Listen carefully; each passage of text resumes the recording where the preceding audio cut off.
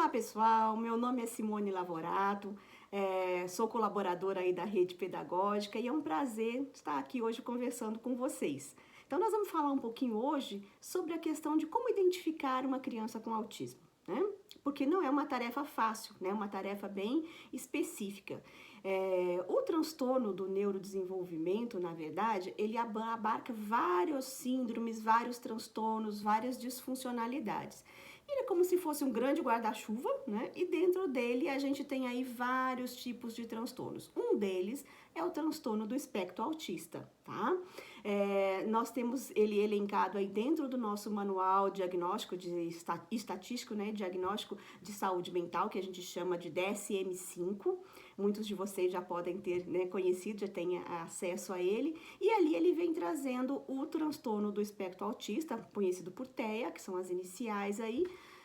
Ele vem elencando ali várias condições para que a gente possa realmente dizer essa criança tem autismo, né? Isso é um trabalho feito por especialistas, por neuropsicólogos e neuropediatras, mas a gente tem alguns sinais já indicativos, e o que a gente vai conversar com vocês hoje é sobre esses sinais indicativos. A gente, na verdade, chama esses sinais indicativos de red flags. Seriam como se fossem bandeiras vermelhas ali, dizendo para você, olha, aqui tem alguma coisa, é um sinal indicativo. E aí depois, um trabalho feito pelo neuropsicólogo e pelo neuropediatra vai confirmar se realmente essa criança tem ou não o autismo, tá? Por que eu digo isso? Porque muitos sinais, eles se confundem com outras questões, inclusive com questões comportamentais, né? Tem alguns sinais assim que você fala, nossa, mas isso aqui parece autismo, mas não é, às vezes é uma questão comportamental, ou isso aqui parece um TEA, mas é um TDAH, é um TOD, é um outro transtorno, né? Então a gente tem que ter assim, munir de todo o conhecimento para a gente tentar identificar essas red flags, que são esses sinais indicativos, mas quem vai realmente avaliar se isso é um TEA ou não é o neuropsicólogo e o neuropediatra, tá bom? Então vamos lá. A gente tem, como eu falei para vocês, alguns sinais indicativos, porque o autismo, na verdade, ele é um transtorno neurobiológico, ou seja, neurobiológico é uma questão interna, está dentro, né, do indivíduo, não é nenhum fator externo, então não dá para falar assim, virou autista, como eu já ouvi algumas pessoas falar, meu filho era uma criança normal, depois ele virou autista. Não existe isso, virar autista, porque é uma questão interna, né? A criança já nasce com essas questões, tá? E aí, ele é um transtorno do neurodesenvolvimento, ou seja, aquele desenvolvimento normal que a gente espera para uma criança, né? Eu tô dizendo normal, mas quem me conhece sabe que eu odeio a palavra normal, porque não existe normal. Normal é alguma coisa que alguém padronizou e falou, isso aqui é normal, né? Mas é, digamos assim, o esperado. Então, a criança tem um desenvolvimento esperado para aquele padrão de idade e tudo mais, e aí você começa a perceber que esse desenvolvimento, ele tá diferente, digamos assim, das outras crianças. Ele tá tendo algumas coisas que você compara e você fala, nossa, mas essa criança aqui já era para ter tal desenvolvimento e não tem ainda. Ou seja, alguns atrasos no desenvolvimento que vão dando pra gente esse indicativo, né? Só para reforçar com vocês, né, essa questão do autismo, existem fatores, né, genéticos, fatores ambientais e biológicos que interferem nisso. Hoje a gente tem estudos muito mais aprofundados e por isso vem sendo divulgado, vem sendo disseminado aí muito mais conhecimento sobre isso. Por isso que aumentou muito o número de adultos que estão sendo diagnosticados agora. Ou seja, passaram uma vida inteira sofrendo, né, sem saber o que tinha, se sentindo diferente, se sentindo excluído da sociedade e sem saber o que tinha. E hoje, graças a essa questão, né, da disseminação, da divulgação da informação, eles conseguem observar e falar, opa, isso aí parece muito comigo, esses red flags aí, esses sinais indicativos. Eu tenho, né, autismo, eu recebo muito, né, eu sou neuropsicóloga também, eu recebo muito paciente que vem dizendo assim, olha, eu passei a vida inteira sem me entender e agora eu tô achando que eu tenho autismo. E aí é feito os testes, é feita a avaliação para comprovar se realmente tem ou não, tá? Então, isso tudo são coisas que a gente tem hoje graças ao conhecimento, né? À expansão do conhecimento e aos estudos. E a gente tem estudos aí que dizem hoje que a gente já está num nível de 1 caso de autismo para cada 60 crianças que nascem. Então, a cada 60 nascimentos, uma dessas crianças vai ter aí o autismo, que seria esse atraso no desenvolvimento neurobiológico, tá bom? E aí, a gente vai falar agora dos red flags, né? Então, vamos lá, para o primeiro red flag. Eu só queria dizer o seguinte, a gente não pode generalizar, tá? Então, tudo, como eu falei, tem que ser verificado, tem que ser comprovado cientificamente, tá bom? Mas um dos red flags aí é o atraso na fala. É muito comum as crianças com autismo terem atraso na fala. Nós temos duas regiões no cérebro, né, o de Broca e o de Wernicke, que são responsáveis aí pela interpretação e pela fala, pela compreensão da linguagem e pela fala. E essas são regiões que elas costumam ser muito comprometidas aí quando a criança tem o autismo, tá? Uma outra coisa que a gente tem também, às vezes a criança até começa a falar e depois ela retroage.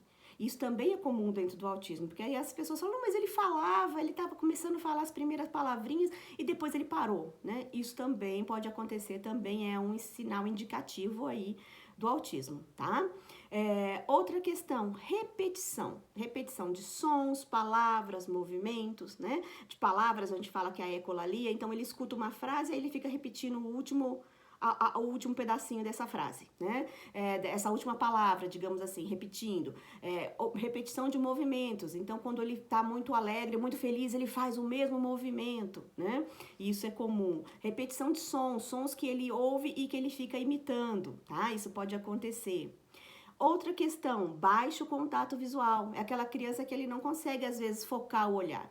Então, só essa questão do contato visual, a gente não pode dizer, não, a criança tem autismo porque ela não tem contato visual. Não, isso é um indicativo, né? A gente tem aí um conjunto de fatores e que precisam ser comprovados. Porque pode ser também uma criança extremamente introvertida, tímida, que não gosta de manter o contato visual, tá? Então, a gente tem que analisar para saber se é. Mas baixo contato visual é um dos indicativos, né? Que a gente pode dizer aí que são sinais. Outra coisa, preferência por brincar sozinho. Aquela criança que ela não gosta muito da interação, ela gosta muito de brincar sozinho, né?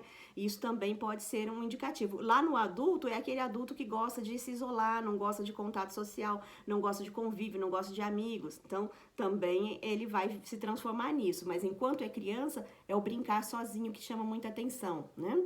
Dificuldade de mudar a rotina, isso é outra questão, porque assim, a criança com autismo mudou a rotina dela, ela já se perde todinha, ela desregula o comportamento, ela pode ter comportamentos que você fala, nossa, eu nunca vi essa criança reagir dessa forma, mas por quê? Devido à mudança de rotina, ela pode ser desregular facilmente com mudança de rotina, tá?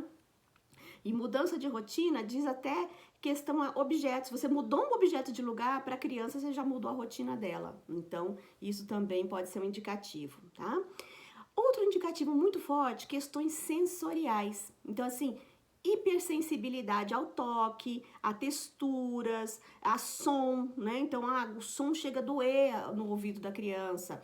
Ela não consegue, por exemplo, entrar num mercado que é um ambiente muito barulhento, com gente falando, e o locutor falando de promoções, ele fica totalmente transtornado. Eu tenho pacientes adultos que eles têm que usar tampão no ouvido para conseguir fazer compra no mercado, porque a hipersensibilidade ao som é muito grande e incomoda demais, né? Eu tenho relatos de pacientes que já deixaram o carrinho cheio de compra e foram embora porque não aguentou o barulho do mercado, né? Então, essa hipersensibilidade ao toque, não gosta de toque, né? Não gosta de textura, por exemplo, ou não gosta de textura áspera, ou não gosta de textura lisa. Então, são sinais que vão trazendo pra gente essa hipersensibilidade sensorial, tá? Outra questão, dificuldade de entender e demonstrar os sentimentos. Então, às vezes, você dá um presente, ele não consegue demonstrar que ficou feliz, porque tem dificuldade em demonstrar. Ou você está demonstrando para ele que está muito feliz com alguma coisa que aconteceu e para ele aquilo é uma coisa muito natural. Às vezes, ele não consegue perceber, né? Outra questão, não responder ao ser chamado. Então, às vezes fica lá, você fica chamando a criança pelo nome, a criança nem olha para você, finge que é surdo. Tanto é que quando é muito pequenininho, é muito confundido com, será que essa criança é surda? Mas ela pode não ser, pode ser um autista e que não está respondendo ao seu chamado, né? Outra questão, pensamento rígido, ou seja, ele é literal. Se você fala para ele uma frase, ele vai levar aquela frase ao pé da letra. Então ele não consegue às vezes entender uma questão que está sendo irônica. Ele vai levar. Se você faz uma brincadeira irônica, ele não vai conseguir entender que você está sendo irônico, ou que você está só fazendo uma comparação, ou que você está fazendo uma metáfora. Ele não consegue às vezes fazer essa interpretação, porque o pensamento dele é muito rígido, é inflexível, é literal. Tá? Agora, gente, o mais importante, todos esses red flags que eu disse para vocês, todos esses sinais indicativos, não comprovam exatamente o autismo. Ele tem que ser, como eu falei, avaliado para comprovar. Mas se tem aqui alguns desses sinais, já é um alerta, né? Nós, enquanto professores em sala de aula, temos que ficar atento, porque a gente consegue verificar isso aqui facilmente na criança. E aí, se a gente percebeu, qual que é o nossa postura, né? A gente vai conversar com a coordenação da escola, para que a coordenação possa conversar com os pais e falar, olha, eu acho que seria bom fazer uma avaliação neuropsicológica dessa criança, né? E não falar, olha, sua criança tem autismo, mas sim indicá-lo para que faça aí aprofunde essas questões, porque a professora vem percebendo isso em sala de aula, então é importante a gente fazer uma avaliação, certo? Outra questão também aí que eu queria destacar para vocês é o seguinte, quanto antes for feito esse diagnóstico, melhor. A idade mais fácil para você identificar aí é entre 2 e 3 anos, né? Os estudos científicos dizem pra gente que entre 2 e 3 anos é o período onde mais tem sido identificado. Por quê? Porque começa já a perceber que tem atraso de várias outras questões aí, esses red flags que eu disse para vocês, eles começam a aflorar nessa idade, então é muito importante. E quanto antes a gente começar o processo de intervenção, melhor vai ser para essa criança, tá? Um detalhe importantíssimo, o espectro do autismo, ele é como se fosse uma régua, tá? Ele vai do 0 até o grau mais avançado, né? E aí, o que é importante a gente saber? Uma vez diagnosticado dentro desse espectro, a criança não vai sair desse espectro. Não tem cura. Por que não tem cura? Porque não é uma doença, tá?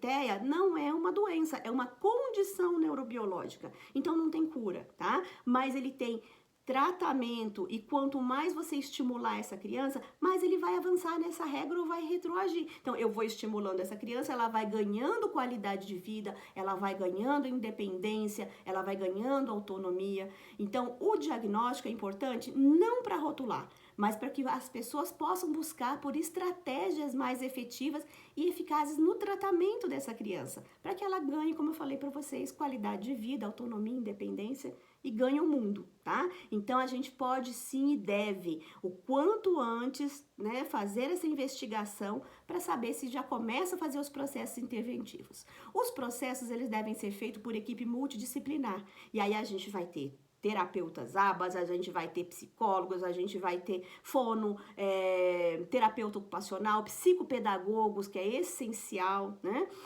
Então a gente precisa sim buscar aí um diagnóstico, ok?